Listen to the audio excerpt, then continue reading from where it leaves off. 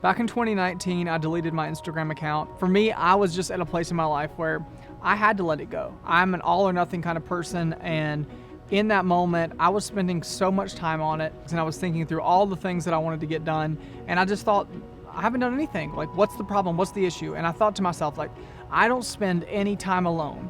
Even when I am alone, I'm on my phone, I'm connecting with the world on the internet. And so like, I realized the need for alone time in my life. And for me, the avenue in which I was gonna find more alone time was whenever I got off my phone, got away from social media, and just really started to focus on the tasks, goals, and visions for my life.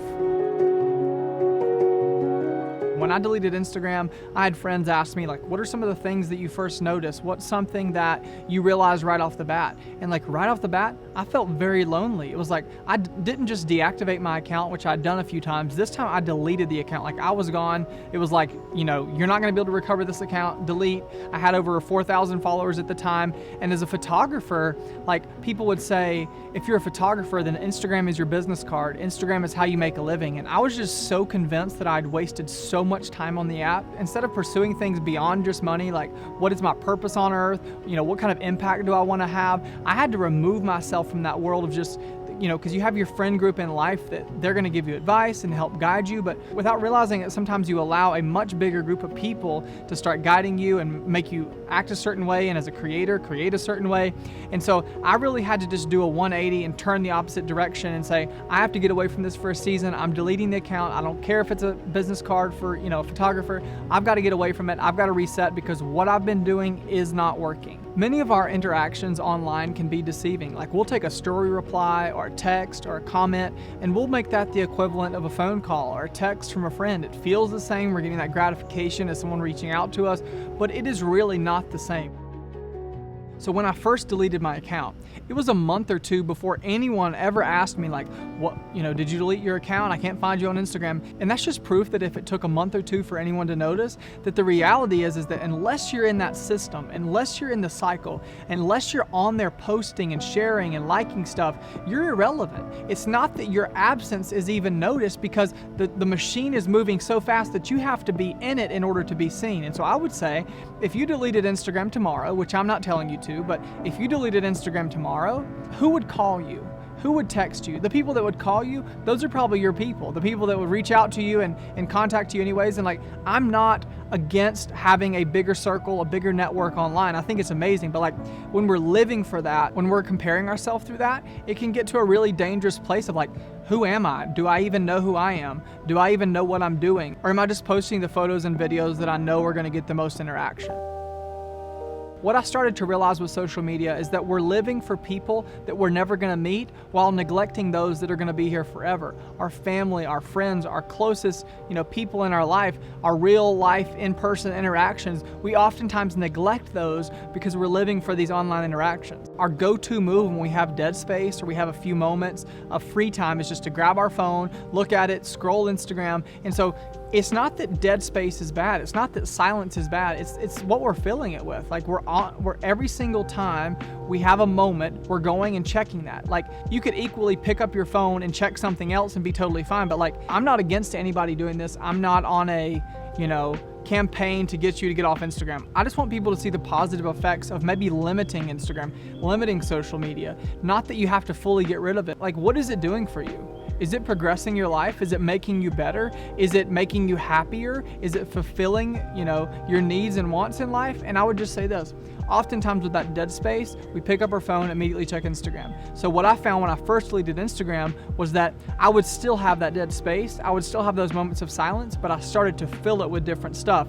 I started to read a book in that moment, or I would turn on music in that moment, or I would just sit and think. Like, I heard an author one time say he has a chair he just sits in, and he's not allowed to do anything else in that chair. So when he sits there, he just sits there, thinks, looks at the wall, looks at the ceiling, whatever. And like, in our culture, we have missed that place of saying, even if I'm sitting in silence or reading a book or music, there's moments where it's okay to do nothing and just like take in nature and be grateful and think about life. When I used to deactivate my account, every single time, I would find that the further I got away from social media, the further I wanted to be away from it. And then every time I would come back, the closer I would get, the more I would scroll, the more I would like, the closer I would get to it, the deeper it would take me. And so even in the sense of when you're on social media, the world just seems so big. Everything seems huge. I'm never going to get anything done. How do I make an impact? How do I bring change to the world? And so just as you're getting closer and closer on social media, that world gets bigger. What I've also found is the real world begins to, come to life in a new way. That your friendships that you kind of maybe were neglecting, or family members that you didn't realize when you were with them in person, like you begin to become hyper focused on being personable and looking people in the eye and having a conversation and not looking down at your phone at dinner. So some of you may be like me and you're all or nothing and you're not going to be able to scale back a little bit, and maybe like deactivating it or deleting it is best for you for a season. But a lot of you, like, you're good at managing your time, you're good at being disciplined, and if that's the case, then I would say there's a lot of things that you can do to limit your time and kind of live in both worlds, because the internet is real. It's beneficial for our lives in many, many ways, but not when it's consuming us. Some people have asked me as well, what was it like when you got your Instagram back? What was it like when you got back on social media? I realized things were moving way faster. Videos were playing automatically, the sounds were louder, it was stimulating my mind way faster. And so if you've been on the app this whole time, it's slowly gotten faster, it's slowly gotten louder, it's slowly gotten more stimulating.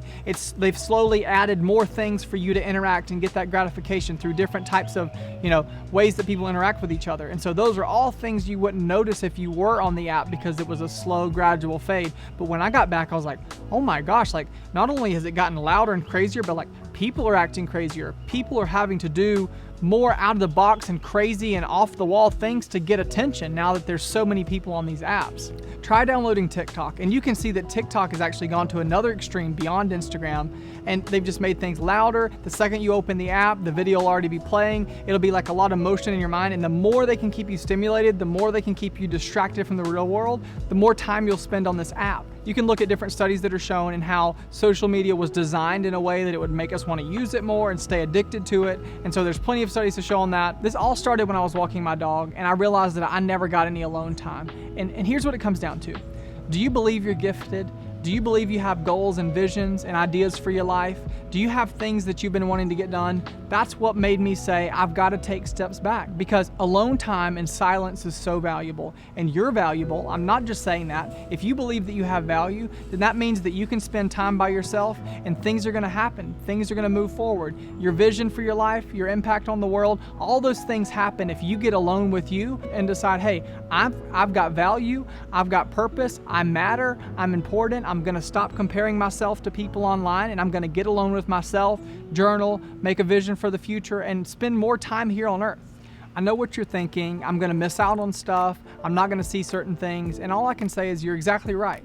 You will miss things. There won't be things that you'll see on your phone. Your friend will see a video that made them laugh and you won't know what it's all about. But the truth is that whatever you gain will be so much better. The awareness you gain in your life, with your family, with your friends, the goals you set and actually accomplish, the things in your life that you've wanted to get done that you get done, whatever you miss over here, you won't be able to compare it to the things that you actually got done. You cross the finish line, it's going to feel great. And here's what matters at the end of the day. You are responsible for you. You can't sit around comparing yourself online, and that just leads me in a place of feeling really, really bad about myself. And so they talk about like blinders on horses, and like it's kind of a cheesy example, but like really it's true. When you focus on you, you get so much more stuff done. And so just believe that you have value, that you're special, that you matter, and that like when you believe those things over yourself, then you have to say, if I have value, then I have something to contribute to the world. I've got to focus on myself, on the people in my direct circle around me, and realize that if I can disconnect from this app a little while, although it's beneficial, although it's helpful, although it allows us to connect with people around the world, disconnecting is a way for us to connect with ourselves, with our family, and step into a new season of life. Thanks so much for watching. Leave your thoughts or questions in the comment section below and I'll reply to each one of them. Also, don't forget to subscribe to my channel if you're interested in more videos on faith, creativity, and entrepreneurship.